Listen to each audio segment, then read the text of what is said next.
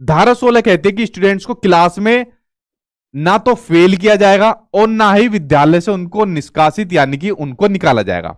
अब आप लोगों से मेरा एक क्वेश्चन है, जितने भी आप लोग वीडियो देख रहे हैं आप लोगों से मैं एक क्वेश्चन पूछूंगा, इसका आंसर आप लोग देना, ठीक। अब बेसिकली क्या है, 8 क्लास तक किसी भी बच्चे को फेल नहीं किया जा सकता, ठीक है, ना ही उसको फेल माना जाएगा। इनफैक्ट सीबीएसई तो फेल वर्ड को ही यूज नहीं करती, जो रिपोर्ट कार्ड होते हैं उसमें फेल वर्ड को भी अब यूज नहीं करती। मैंने आपको क्या बताया हुआ है, आपको अगर जॉब लेनी है तो बच्चों को शक्तिमान आपको मानना है कि उससे बड़ा कुछ नहीं। तो देखो बच्चों को फेल लिखने में भी जो बोर्ड है, जो इतने बड़े अधिकारी है, मंत्री है, वो डर रहे हैं, ठीक है। तो फेल नहीं किया जाएगा।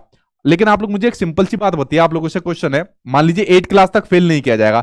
अगर बच्चों को 8 क्लास तक ही कोई कॉन्सेप्ट समझ में नहीं आया, उसका बेस स्ट्रॉन्ग नहीं हुआ, जोड़ घटाई नहीं समझ में आए, तो बच्चा 9th क्लास में क्या पास हो पाएगा? 9th क्लास में बच्चा फिर फेल हो जाएगा, ठीक है, बच्चा क्या हो जाएगा? फिर फेल हो जाएगा। तो बेसिकली आपकी क्या चली थी? नो डिटेंशन पॉलिसी चली थी। कौन सी चली थी आपकी? नो डिटेंशन आपकी पॉलिसी चली थी। इसमें कह दिया कि भाई हम बच्चों को फेल नहीं कर सकते। अगर बच्चों को मान लीजिए कोई बच्चा फेल हो गया तो बच्चा डिप्रेशन में आकर फिर बच्चा सुसाइड कर लेता है, बच्चे का हित प्रभावित होता है। तो ये वाला तर्क सरकार ने दिया। लेकिन दूसरा तर्क एक जो फैक्ट वाला ये भी दिख रहा है कि अगर बच्चे का बेस ही स्ट्रॉन्ग नहीं होगा 8 क्लास तक, तो 9th क्लास में 10th क्लास में जाके क्या काम करेगा? फिर वहां पर देखने को मिलती है ड्रॉप आउट की समस्या। बच्चा स्कूल छोड़ देता है क्योंकि जब उसकी समझ में ही कुछ नहीं आ रहा तो फिर क्या काम करेगा वहां जाकर। अब आप लोग बताइए 8 क्लास तक बच्चों को फेल ना करने का जो डिसीजन है वो सही है या गलत है? ठीक है, आप लोग मुझे कमेंट बॉक्स में बताइए।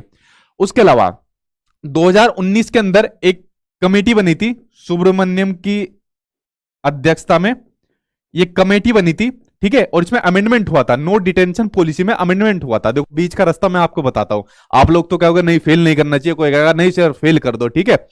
अब ये जो पॉलिसी बनी थी 2019 के अंदर सुब्रमण्यम की आपकी कमेटी के इनकी अध्यक्षता के अंदर, इन्होंने कहा कि भाई बच्चा मान लीजिए 8 क्लास के अंदर फेल हो गया, तो 8 क्लास फेल होने के बाद 2 महीने के बाद उसको दोबारा पेपर लेने के लिए आप लोग कहिए कि बच्चे का 2 महीने के बाद दोबारा पेपर होगा।